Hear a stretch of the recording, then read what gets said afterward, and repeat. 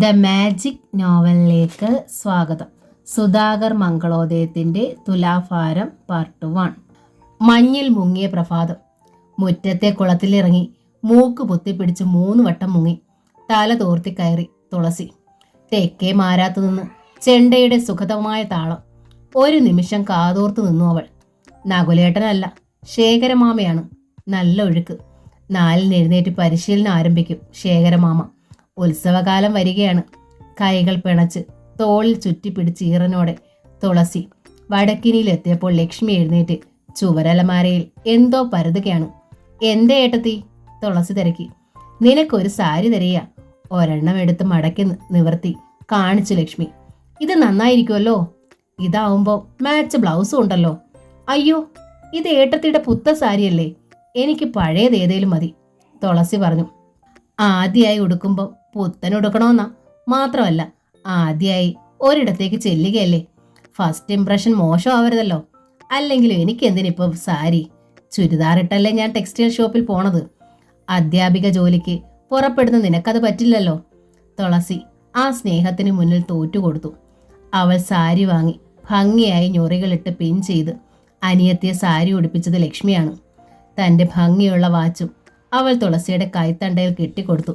വേണ്ട ഏട്ടത്തി എന്ന് തുളസി ചിണുങ്ങിയപ്പോൾ ലക്ഷ്മി ഉറപ്പിച്ചു പറഞ്ഞു. വേണം.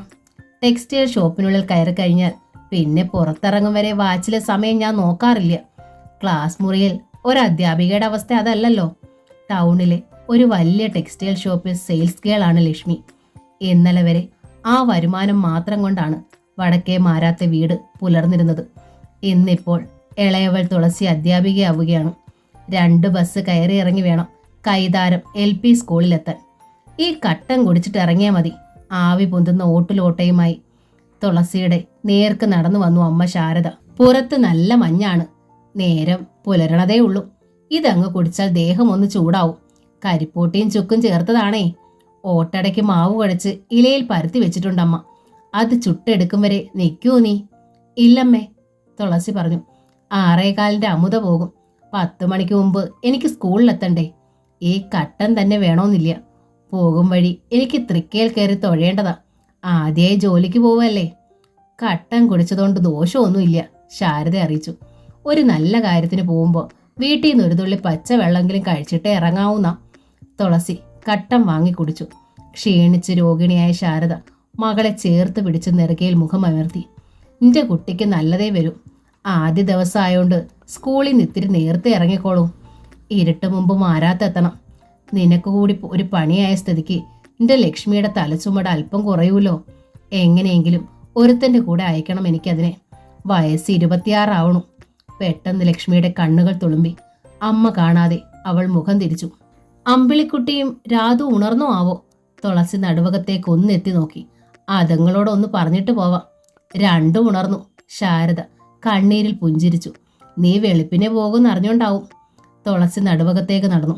ലക്ഷ്മിയുടെയും തുളസിയുടെയും നേരെ ഇളയവളായ അമ്പിളിക്കുട്ടി നടുവകത്തിരുന്ന് പാവ നിർമ്മാണം ആരംഭിച്ചിരുന്നു. ഒരു കൃഷ്ണ വിഗ്രഹത്തിന്റെ മിനുക്കുപണിയിലായിരുന്നു അവൾ. കൊത്ത കാരണം സംസാരിക്കാൻ ബുദ്ധിമുട്ടുള്ള അമ്പിളി 5 വരെ സ്കൂളിൽ പോയുള്ളൂ. ഇപ്പോൾ 16 കഴിഞ്ഞു. നാട്ടിൽ തന്നെയുള്ള ഒരു കുടിൽ വ്യവസായ യൂണിറ്റിൽ പാവ നിർമ്മാണം പരിശീലിച്ചതിനാൽ മുഷിവില്ലാതെ അവൾക്ക് വീട്ടിൽ കഴിയാൻ പറ്റുന്നു. ഒപ്പം ചെറിയൊരു വരുമാനവുമായി. അത് അതേപടി അച്ഛൻ വാങ്ങിയെടുക്കുമെന്ന് മാത്രം. അമ്പിളിയുടെ അരികിലായി ഇരുന്ന് ഏറ്റവും ഇളയവളായ രാധിക പാഠം പഠിക്കുന്നുണ്ട്. 7-ലെത്തിയ അവൾ തുളസിയെപ്പോലെ തന്നെ പഠിപ്പിൽ മിടുക്കിയാണ്. ഏട്ടത്തി പോയി വരാട്ടോ മക്കളെ. അമ്പിളിയെയും രാധികയെയും നോക്കി തുളസി കൈവീശി. 2 പേരും പുഞ്ചിരിയോടെ തലകുലുക്കി. അപ്പോഴേക്കും ലക്ഷ്മി ഒരു പേഴ്സ് കൊണ്ടുവന്ന് തുളസിയെ ഏൽപ്പിച്ചു. അങ്ങോട്ടും ഇങ്ങോട്ടുമുള്ള ബസ് കൂലിയുണ്ട്. ഒന്നും കഴിക്കാതെ പോണതല്ലേ. ബസ്സിൽ നിന്ന് ഇറങ്ങുമ്പോൾ വല്ല പഴമെങ്കിലും വാങ്ങി കഴിക്കണം. ഉച്ചയ്ക്ക് ഊണും കഴിക്കണം. ഈ പേഴ്സിന് നിന്റേതാ. തുളസിയുടെ കവിളിൽ ലക്ഷ്മി സ്നേഹത്തോടൊരു ഉമ്മ നൽകി. ഇനി ഇറങ്ങിക്കോളൂ. ഏട്ടനോട് പറയണ്ടേ? തുളസി തെക്കിനിയിലേക്ക് നോക്കി. അവിടെ നിന്ന് ഉച്ചത്തിലുള്ള കൂർക്കം വലി കേൾക്കാമായിരുന്നു. ലക്ഷ്മിയുടെയും തുളസിയുടെയും മൂത്തവനായ മുരളിയാണ് രാത്രി വൈകി മാരാത്തെത്തി അടുക്കളയിൽ അടുക്കി വെച്ചിരിക്കുന്ന ആഹാരം സ്വയം എടുത്തു കഴിച്ച് നേരെ തെക്കിനിയിലെ കട്ടിലിൽ ചെന്ന് കമിഴ്ന്നു കിടക്കുന്ന അവൻ ഉണരുന്നത് രാവിലെ 10-ന് ശേഷമാവും. അച്ഛനെ പോലെ തന്നെ പ്രത്യേകിച്ചൊരു പണിയുമില്ല. ഡ്രൈവിംഗ് പഠിച്ചതിനാൽ വല്ലപ്പോഴും ആരുടെയെങ്കിലും പകരമായി ലോറിക്ക് ഓട്ടം പോകും. കിട്ടണത് അപ്പോൾ തന്നെ തീർക്കുകയും ചെയ്യും. എന്തിനെ കുംഭകർണ സേവ ഉണർത്തണത്? രാവിലെ പിന്നെ അത് പറഞ്ഞാവും മുഖം വീർപ്പിക്കൽ. ഇന്നലെ അമ്പലത്തിൽ വെച്ച് സരസു നമ്പ്യാർ പറഞ്ഞു, ആ തയ്യൽക്കാരി രാജമ്മയുടെ വീട്ടിൽ നിന്നിറങ്ങാൻ ഇപ്പം നേരമില്ലാന്ന്. അവളുടെ മകളെ കല്യാണം കഴിക്കാൻ പോവുകയാണത്രേ. തനിക്ക് തിന്നാൻ തവിടില്ലാത്തടുത്താ പയ്യനെ വളർത്താൻ പോണത്. ഞാനൊന്നും ചോദിച്ചില്ല. അനിയത്തിമാർ 2 എണ്ണം പ്രായം തികഞ്ഞ് നിൽക്കണതിനെ കുറിച്ച് അവന് വിചാരമില്ലല്ലോ. ശാരദ ആരോടെന്നില്ലാതെ പിറുപിറുത്തു. ലക്ഷ്മി തുളസിയെ നോക്കി സാരയില്ല എന്ന് കണ്ണടച്ച് കാണിച്ചു. നോക്കി നിന്നാൽ എൻ്റെ ബസ് പോകും. നിന്നെ അയച്ചിട്ട് വേണം എനിക്ക് മുറ്റമടിക്കാൻ. പുറപ്പെടാൻ നേരം ചൂലുമായി ഉമ്മർത്ത് നിൽക്കണ്ടല്ലോന്ന് വെച്ചാ. തുളസി മുറ്റത്തേക്കുള്ള ഒതുക്കിറങ്ങുമ്പോൾ തൊടിയിൽ നിന്ന് അച്ഛൻ ഗോവിന്ദമാരാർ കയറി വന്നു. കയ്യിൽ ഒരു നാളികേരം ഉണ്ടായിരുന്നു. മാരാർ രാവിലെ തൊടിയിലിറങ്ങണത് നാളികേരം വലുതും പൊഴിഞ്ഞു വീണിട്ടുണ്ടോ എന്ന് പരിശോധിക്കാനാണ്.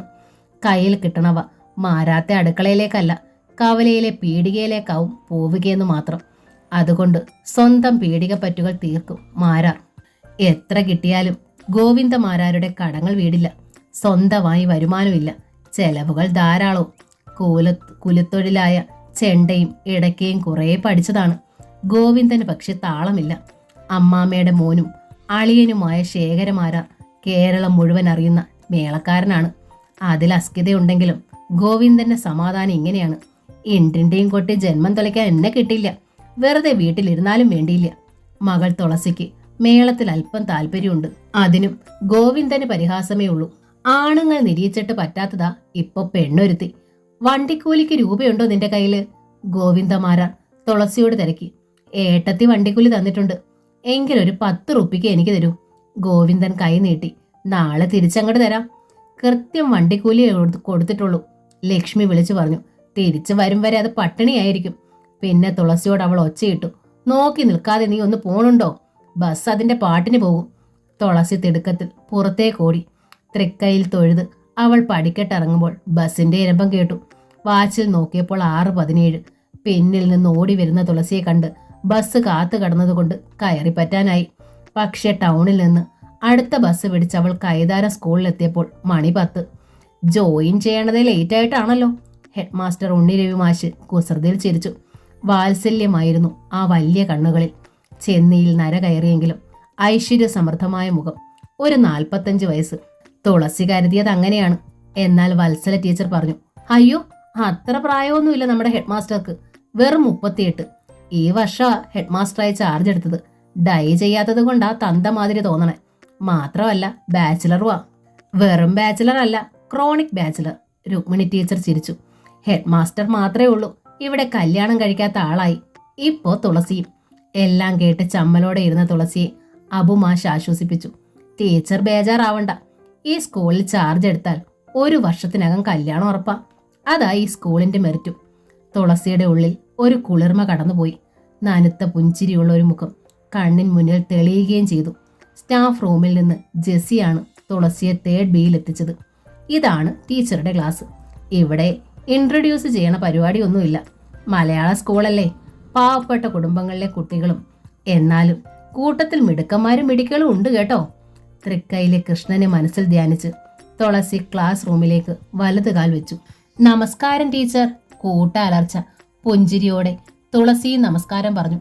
കുട്ടികൾക്ക് സ്വയം പരിചയപ്പെടുത്തി. അവരെയും പരിചയപ്പെട്ടു. അപ്പോഴേക്കും ഹെഡ് മാസ്റ്റർ വാതിൽ കടന്ന് മുറിയിലെത്തി. നല്ല അനുസരണയുള്ളവരാ നമ്മുടെ കുട്ടികൾ, ഉണ്ണിരവി മാഷ് പറഞ്ഞു. പാഠങ്ങൾക്കൊപ്പം അല്പം സ്നേഹവും അവർക്ക് നൽകണം. പഠനത്തിൽ അല്പം പിന്നിലായാലും ഇവരെല്ലാം നല്ല പൗരന്മാരായി വളരണം. കൈതാരം സ്കൂളിൽ നിന്ന് സാമൂഹ്യ ദ്രോഹികൾ ഉണ്ടാവരുത്. തുളസി അത്ഭുതത്തിൽ ഉണ്ണിരവി മാഷിനെ നോക്കി. ഇപ്പോൾ അദ്ദേഹം ഒരു ചെറുപ്പക്കാരനാണെന്ന് തോന്നി. വെള്ള ഷർട്ടിലും മുണ്ടിലും ഒരു പ്രത്യേക ദിവ്യത്വമുണ്ട് ആ രൂപത്തിന്. ആദ്യ ദിവസം ആയതുകൊണ്ട് ഈ പീരീഡ് കഴിഞ്ഞാൽ ടീച്ചറിന് ഇന്ന് ക്ലാസ് ഉണ്ടാവില്ല. എന്നാലും ഓഫീസിൽ വന്നൊന്ന് കണ്ടിട്ടേ പോകാവൂ. നാളെ മുതൽ നമുക്ക് പ്രോപ്പർ ആൻഡ് റെഗുലറായി പോകാം. പറഞ്ഞിട്ട് മറുപടിക്ക് കാക്കാതെ മാഷ് പുറത്തേക്ക് പോയി. ആദ്യ ദിവസമായിട്ടും തുളസി പ്രോപ്പറായി തന്നെ ക്ലാസ് എടുത്തു. ക്ലാസ് കഴിഞ്ഞ് തുളസി കുട്ടികളോട് തിരക്കി, ടീച്ചറെ നിങ്ങൾക്ക് ഇഷ്ടമായോ? ഒത്തിരി ഇഷ്ടമായി. കുട്ടികളുടെ കോറസ്. അതിൻ്റെ ആരവം നിമിഷങ്ങളോളം നിൽക്കുകയും ചെയ്തു. ക്ലാസ്സിൽ നിന്ന് തുളസി ഓഫീസിലെത്തി. ഹെഡ് മാസ്റ്റർ കാത്തിരിക്കുകയായിരുന്നു. ഒരു കാര്യം ടീച്ചറോട് കാലേ പറയാൻ വിട്ടു. ഉണ്ണിരവി മാഷ് തുളസിയെ നോക്കി പുഞ്ചിരിച്ചു. ഈ സ്കൂളിൽ പഠിക്കണ വെച്ചാ ടീച്ചർ ഇവിടെ എവിടെയെങ്കിലും താമസിക്കാതെ പറ്റില്ല. അയ്യോ, അത് തുളസി ആകെ പരുതി. അതെന്തേ? താമസിക്കാൻ പറ്റാത്ത എന്തേലും ബന്ധപ്പാട്? വീട്ടിലെ സ്ഥിതി അതാണോ? ആരൊക്കെയുണ്ട് വീട്ടിൽ? തുളസി വീടിനെ കുറിച്ചും വീട്ടിലുള്ളവരെ കുറിച്ചും ചുരുക്കി പറഞ്ഞു. ഇത്രയും അംഗങ്ങൾ അവിടെ ഉള്ള സ്ഥിതിക്ക് ടീച്ചറും അവിടെ തന്നെ തങ്ങണമെന്ന് നിർബന്ധമില്ലല്ലോ. ഇവിടുത്തെ അധ്യാപകരിൽ വത്സല ടീച്ചർ മാത്രമാണ് ഈ ദേശക്കാരി. ഞാനടക്കം ബാക്കി എല്ലാവരും അകലേന്ന് വരണവരാണ്. നമ്മൾ എത്രയൊക്കെ കഷ്ടപ്പെട്ടാലും ദിവസേന ഈ കൈതാരം ഗ്രാമത്തിൽ വന്നു പോകാൻ പറ്റില്ല. 2 ബസ്സേ ഉള്ളൂ ടൗണിൽ നിന്ന് ഇവിടേക്ക്. ഒരെണ്ണത്തിനൊരു നിസ്സാര കേട് വന്നാൽ മതി, അങ്ങടോ ഇങ്ങടോ ഉള്ള യാത്ര മുടങ്ങും. നേരാണ് കേട്ടോ പറഞ്ഞത്. ജോൺസൺ ഹെഡ് മാസ്റ്ററെ പിന്താങ്ങി. രാവിലെ 6:15 ഞങ്ങളുടെ ദേശത്തുനിന്നൊരു ബസ്സുണ്ട്, തുളസി അറിയിച്ചു. അതിൽ പോന്നാൽ 9:30 ഇവിടെ എത്താം. കൃത്യം 3.5 മണിക്കൂറിന്റെ യാത്രയുള്ളൂ. ഇന്നിപ്പോ ടൗണിൽ നിന്ന് ബസ് കിട്ടാൻ താമസിച്ചോണ്ടാ ഇവിടെ എത്താനും വൈകിയത്. ശരിയാണേ, ഉണ്ണിരവി മാഷി ചിരിയോടെ തലകുലുക്കി. പക്ഷേ ഞാൻ പറഞ്ഞത് ടീച്ചറുടെ ദേശത്തുനിന്നുള്ള ബസ്സിനെ കുറിച്ചല്ല. ടൗണിൽ നിന്ന് മറ്റൊരു ബസ് കയറി വേണമല്ലോ ഈ സ്വർഗലോകത്തേക്ക് വരാൻ. ഇന്നിപ്പോ അത് താമസിച്ചു എന്ന് ടീച്ചർ തന്നെ പറഞ്ഞു. ചില ദിവസം ബസ്സേ ഉണ്ടാവില്ല. വൈകുന്നേരം ഇറങ്ങുമ്പോൾ ഇവിടുന്ന് ബസ്സില്ലാച്ചാലോ. മഴക്കാലമായാൽ പിന്നെ പറയണ്ട, ജീപ്പ് ഉണ്ടാകും. ഇടിച്ചു കുത്തി കയറണം, ചോദിക്കണ രൂപയും കൊടുക്കണം. യാത്ര സുരക്ഷിതമായിരിക്കേയില്ല. തുളസി ശരിക്കും തളർന്നുപോയി. ഇവിടുത്തെ സ്ഥിതി ഞാൻ പറഞ്ഞെന്നേ ഉള്ളൂ. കൈ കഴുകും പോലെയായിരുന്നു ഉണ്ണിരവി മാഷിന്റെ വർത്തമാനം. ഇനിയൊക്കെ ടീച്ചറുടെ ഇഷ്ടം. സ്ത്രീകൾക്ക് താമസിക്കാൻ ഇവിടെ വനിതാ സദനങ്ങൾ വല്ലതും? തുളസി ചോദിച്ചു. അത് കേട്ട് അബുമാഷ് പൊട്ടിച്ചിരിച്ചു. ഈ കൈതാരത്താണ് വനിതാ സദനം. വരും വഴി ടീച്ചർ ഈ സ്ഥലം ശരിക്ക് കണ്ടില്ലേ ആവോ? ഇവിടെ ഒരു പുഴയുണ്ട്, പോസ്റ്റ് ഓഫീസുണ്ട്, ഒരു അമ്പലമുണ്ട്, ഒരു പൊട്ട ബസ് സ്റ്റോപ്പും. പിന്നെയുള്ള മഹനീയ സ്ഥാപനം നമ്മുടെ ഈ കൈതാര സ്കൂളാ. ആണുങ്ങൾക്ക് താമസിക്കാൻ പുഴക്കരയിൽ ഒരു ലോഡ്ജുണ്ട്, ഉണ്ണിരവി മാഷ് പറഞ്ഞു. ഞങ്ങളൊക്കെ അവിടെയാ. പെണ്ണുങ്ങൾ ഏതേലുമൊക്കെ വീടുകളിൽ പേയിങ് ഗസ്റ്റായി കൂടും. നമ്മുടെ വത്സല ടീച്ചർ വിചാരിച്ചാൽ ഇവിടെ ഏതേലും ഒരു വീട്ടിൽ സൗകര്യം കിട്ടാതിരിക്കില്ല. വേണേച്ചാ ഞാൻ അവരോട് പറയാം. താമസിക്കണമെങ്കിൽ വീട്ടിലൊന്ന് ചോദിച്ചിട്ടേ പറ്റൂ, തുളസി പറഞ്ഞു. സത്യത്തിൽ ചോദിക്കേണ്ടത് മറ്റൊരാളോടായിരുന്നു. അതിനായി കവലയിൽ ബസ് ഇറങ്ങിയ ഉടൻ തുളസി നേരെ ന്യായവില ഷോപ്പിലേക്ക് നടന്നു. മേശയ്ക്കരികിൽ നിറഞ്ഞ പുഞ്ചിരിയോടെ നകുലനുണ്ടായിരുന്നു. എന്നെ കാണാതെ വെളുപ്പിനെ കടന്നു കളഞ്ഞു ഇല്ലേ? അയാൾ ചിരിച്ചു. വെളുപ്പിനെ പോയിട്ടെന്താ? ക്ഷീണത്തോടെ തുളസി നിശ്വസിച്ചു. അവിടെ എത്തിയപ്പോൾ 10 കഴിഞ്ഞു. തിരികെ 12:30 മടങ്ങിയതാ. ഇപ്പതാ 4:30 ആയില്ലേ? എന്തേ മുഖം വല്ലാതെ? നകുലൻ തിരക്കി. ഉച്ചയ്ക്കൊന്നും കഴിച്ചില്ലേ? ഒന്നും കഴിക്കണ്ട. കടയിൽ മറ്റാരും ഇല്ലാതിരുന്നിട്ടും തുളസി ചുറ്റും കണ്ണോടിച്ചിട്ട് ശബ്ദം താഴ്ത്തി. അവിടുത്തെ അവസ്ഥ അറിഞ്ഞപ്പോഴേ വിശപ്പ് കിട്ടു. ആ നരകത്തിൽ താമസിക്കണത്രേ. ദിവസേന ചെന്നുപെടാൻ ബുദ്ധിമുട്ടാണ് പോലും. സംഗതി സത്യാണെന്ന് ഇപ്പോ എനിക്കും ബോധ്യമായി. എങ്കിലാ കുന്തമങ്ങ് വലിച്ചെറിഞ്ഞേക്ക്. നകുലന് കൂസലില്ലായിരുന്നു. എന്റെ പെണ്ണിന് ജോലി വേണമെന്ന് എനിക്ക് നിർബന്ധമൊന്നുമില്ല. 1/4 കാശ് സ്ത്രീധനവും വേണ്ട. വിളിക്കുമ്പോ കൂടെ ഇറങ്ങി പോന്നാ മതി. ആ ബർത്ത് സർട്ടിഫിക്കറ്റ് കൂടി എടുത്തോണ്ട് പോരണം. ഇല്ലേച്ചാ അച്ഛൻ പറയില്ലേ മോൾക്ക് 18 തികഞ്ഞിട്ടില്ലാന്ന്. ഏട്ടത്തിക്ക് വരണ ആലോചനകൾ മുടക്കണത് അങ്ങനെയാണല്ലോ. അമ്മാമ്മയാണെന്ന് പറഞ്ഞിട്ട് എന്താ കാര്യം? തുളസി വീണ്ടും 4 പാടും കണ്ണോടിച്ചു. പിന്നെ നകുലിനോട് പറഞ്ഞു. അച്ഛന്റെ കാര്യമൊന്നും പറയണ്ട നകുലേട്ടൻ. നിന്റെ ഏട്ടത്തെ ഓർത്താ മതി. നിക്കൊരു ജോലി ആയാലേ അതിന്റെ ചുമലിൽ നീ മുഖമെടുത്ത് മാറ്റാൻ കഴിയൂ. കൊള്ളാവുന്ന ആരുടെയെങ്കിലും ഒപ്പം അതൊന്ന് ഇറങ്ങിപ്പോയാ പിറ്റേന്ന് ഞാൻ വന്നോളാം. ആയിക്കോട്ടെ. നകുലന്റെ മുഖത്തെ പുഞ്ചിരി മാഞ്ഞു. പക്ഷേ ഇത്ര അകലെ ഒരിടത്ത് താൻ ഒറ്റയ്ക്ക് ചെന്ന് താമസിക്കണത് എനിക്കങ്ങോട്ട് ദഹിക്കണില്ല. എനിക്കിഷ്ടായിട്ടാണോ? തുളസി മുഖം ചൊളിച്ചു. അപ്പോഴേക്കും ഒരു മധ്യവയസ്ക കടയിലേക്ക് വന്നതിനാൽ പിന്നെ കാണാൻ നാങ്ങ്യം കാട്ടി അവൾ നടന്നു. ഇത്രയും നേരത്തെ തുളസി വരുമെന്ന പ്രതീക്ഷയില്ലാതിരുന്നതിനാൽ ആഹാരമൊന്നും ശാരദ കരുതി വെച്ചിരുന്നില്ല. തുളസി തന്നെ ഒരു കട്ടനിട്ട് കുടിച്ചു. അപ്പോൾ പുറത്ത് മുരളിയുടെ ശബ്ദം കേൾക്കായി. പെമ്പിള്ളേർ രണ്ടും എന്നേക്കാൾ ഇളയതല്ലേ അച്ഛാ? എന്റെ കല്യാണം കഴിഞ്ഞാലും അവരുടേത് നടത്താമല്ലോ. തുളസി വാതുക്കലേക്ക് ചെന്നു. അച്ഛന്റെ അടുത്ത് മുരളിയേട്ടൻ സ്വന്തം കല്യാണക്കാരി അവതരിപ്പിക്കുകയാണ്. ഒരു പെണ്ണിനെയും കൊണ്ട് ഇങ്ങോട്ട് വന്നാൽ ആര് ചെലവിന് കൊടുക്കോടാ? ഗോവിന്ദമാരാരുടെ പ്രശ്നം അതാണ്. ആരും ചെലവിന് കൊടുക്കണ്ട. ഇങ്ങോട്ട് കൊണ്ടുവരണമില്ല. ഞാൻ അവിടെ ദത്തു നിൽക്കാൻ പോവാ. അപ്പൊ കുഴപ്പമില്ലാലോ. തയ്യക്കാരി രാജമ്മയുടെ മകൾ ചന്ദ്രികയുമായി മുരളിയേട്ടൻ ഇഷ്ടത്തിലാണെന്ന വാർത്ത രാവിലെ തന്നെ അമ്മ പറഞ്ഞത് തുളസി ഓർത്തു. അവൾ തിരിഞ്ഞകത്തേക്ക് പോന്നു. കൈതാരത്ത് താമസിക്കുന്ന കാര്യം തുളസി അമ്മയോടോ അച്ഛനോടോ പറഞ്ഞില്ല. ലക്ഷ്മി ഏട്ടത്തിയോട് സംസാരിച്ചാലേ ഒരു തീരുമാനമെടുക്കാൻ കഴിയൂ. നന്നേ ഇരട്ടിയ ശേഷമാണ് ലക്ഷ്മി വന്നത്. മുഖം വല്ലാതെ ഇരുണ്ടിരുന്നു. ആരോടും ഒന്നും മിണ്ടാതെ നേരെ സ്വന്തം മുറിയിൽ ചെന്ന് കിടക്കയിൽ കമന്ന് വീഴുകയും ചെയ്തു അവൾ. ഒന്നും മനസ്സിലായില്ല. എന്തേ ഏട്ടത്തി? അവൾ ചെന്നാ കിടക്കക്കരികിലിരുന്നു. ഞാൻ മരിക്കും. തലയിണയിൽ മുഖം അമർത്തി ലക്ഷ്മി പൊട്ടിക്കരഞ്ഞു. എനിക്കിനി ജീവിക്കണ്ട. തുളസി ഞെട്ടിപ്പോയി. മുമ്പൊരിക്കലും ഇത്തരം ഒരു വാചകം ലക്ഷ്മി ഏട്ടത്തിയുടെ നാവിൽ നിന്ന് വീണിട്ടില്ല. എന്തെല്ലാം കഷ്ടപ്പാടുകളിലൂടെ തങ്ങൾ കടന്നുപോയതാണ്. അന്നെല്ലാം സ്നേഹത്തിന്റെ താൻ പൊരുമയോടെ കൂടപ്പിറപ്പുകളെ അമ്മയും ചേർത്ത് പിടിച്ച് ആശ്വസിപ്പിച്ചവളാണ്. വടക്കേ മാരാത്തെ ആൺകരുത്തായിരുന്നു ലക്ഷ്മി. ഏട്ടത്തി! തുളസി ലക്ഷ്മിയുടെ ചുമലിൽ കൈവച്ചു. എന്തു പറ്റി എന്റെ ഏട്ടത്തിക്ക്? ബലമായി ലക്ഷ്മിയുടെ കൈ പിടിച്ച് അവൾ എഴുന്നേൽപ്പിച്ചു. പറയ്, എന്താ ഇപ്പൊ തളർന്നു പോവാൻ? പരിഹാരമില്ലാത്ത കാര്യമുണ്ടോ? ഞാനില്ല എന്റെ ഏട്ടത്തിക്ക്. ജീവിതമില്ലാതായാലും ഏട്ടത്തി ഇങ്ങനെ പറയാൻ പാടില്ല. നിന്റെ ജീവിതം ഞാൻ ഏട്ടത്തിക്ക് തരും. എന്റെ പൊന്നു മോളെ. ഏങ്ങലടിച്ചുകൊണ്ട് ലക്ഷ്മി തുളസിയുടെ ചുമലിലേക്ക് ചാഞ്ഞു. നീയെന്നല്ല, ദൈവം വിചാരിച്ചാലും ഏട്ടത്തിക്ക് ഇനി ഒരു ജീവിതം തരാനാവില്ല. നിന്റെ ജീവിതം പോയി. ജീവിതം പോയോ? തുളസി പുരുകം ചൊളിച്ചു. നിക്ക് മനസ്സിലാവണില്ല. ഇപ്പൊ നീ ഒന്നും മനസ്സിലാക്കണ്ട. ഏങ്ങലമർത്തിക്കൊണ്ട് ലക്ഷ്മി സെറ്റിന്റെ തുമ്പുയർത്തി മുഖം തുടച്ചു. ഏട്ടത്തി ഇനി ഉണ്ടാവില്ല. നീ വേണം അമ്മയും അനിയത്തിമാരെയും നോക്കാൻ. ഏട്ടത്തി ഇനി ഉണ്ടാവില്ലേ? തുളസിയുടെ നെഞ്ചു പൊടിഞ്ഞുപോയി. ഏട്ടത്തി അതിനെവിടെ പോകുന്നു? തുളസിയുടെ ചുമലിലേക്ക് ചാഞ്ഞ ലക്ഷ്മി നിയന്ത്രണം വിട്ട് പൊട്ടിക്കരഞ്ഞുപോയി. എന്താ കുട്ടികളെ ഇവിടെ? ശാരദ മുറിയുടെ വാതുക്കൽ ഓടിയെത്തി. എന്തേ പറ്റിയത്? ലക്ഷ്മി തിടുക്കത്തിൽ കണ്ണ് തുടച്ച് ശാരദയെ നോക്കി പുഞ്ചിരി നടിച്ചു. അതമ്മേ, എനിക്ക് 2 ദിവസമായി മാറാതെ ഒരു വയറ്റിൽ വേദന. വല്ല ക്യാൻസൽ ആവുമോന്ന് ഞാൻ ഒന്ന് പറഞ്ഞു പോയി. പെട്ടെന്ന് ഈ പെണ്ണ് കിടന്ന് വല്ലാത്ത കരച്ചില്. അപ്പോഴേക്ക് അതിശയെന്ന് പറയണം. എന്റെ വയറ്റിലെ നോവ് പമ്പ കടന്നു. ശാരദ ദേഷ്യത്തിലും സങ്കടത്തിലും മൂക്കിൽ വിരൽ ചേർത്തു. ഒരു വയറ്റിൽ വേദന വന്നേനാ ഈ അലമുറയൊക്കെ? ലക്ഷ്മിയെയും തുളസിയെയും അവർ മാറി മാറി നോക്കി. എവിടെയെങ്കിലും വേദന വന്ന അതൊക്കെ ക്യാൻസറാ? നാവിൽ നിന്ന് നല്ല ഒന്നും വരില്ല കുട്ടികൾക്ക്. വയറുവേദന വന്നാൽ തോന്നിയാസം പറയല്ല വേണ്ടത്. ഇത്തിരി ഇഞ്ചി ഇടിച്ചു വിഴിഞ്ഞു കുടിക്കണം. ഈ പ്രായത്തിലുള്ള പെൺകിടാങ്ങൾക്ക് വയറുവേദന വരണത് ഒരു പുതുമയൊന്നും അല്ല. നാളെടുത്ത ചിലതുങ്ങൾക്ക് ഒരാഴ്ച മൊത്തം വയറുനോവായിരിക്കും.